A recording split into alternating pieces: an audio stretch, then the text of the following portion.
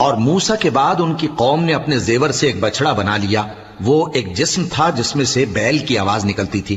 ان لوگوں نے یہ نہ دیکھا کہ وہ نہ ان سے بات کر سکتا ہے اور نہ ان کو رستہ دکھا سکتا ہے. اس کو انہوں نے معبود بنا لیا اور اپنے حق میں ظلم کیا. اور جب وہ نادم ہوئے اور دیکھا کہ گمراہ ہو گئے ہیں تو کہنے لگے کہ اگر ہمارا پروردگار ہم پر رحم نہیں کرے گا اور ہم کو معاف نہیں فرمائے گا تو ہم برباد ہو جائیں گے. اور جب موسیٰ اپنی قوم میں نہایت غصے اور افسوس کی حالت میں واپس آئے تو کہنے لگے کہ تم نے میرے بعد بہت ہی برا کام کیا. کیا تم نے اپنے پروردگار کا حکم جلد چاہا؟ یہ کہا اور شدت غضب سے تورات کی تختیاں ڈال دی اور اپنے بھائی کا سر پکڑ کر اپنی طرف کھینچنے لگے.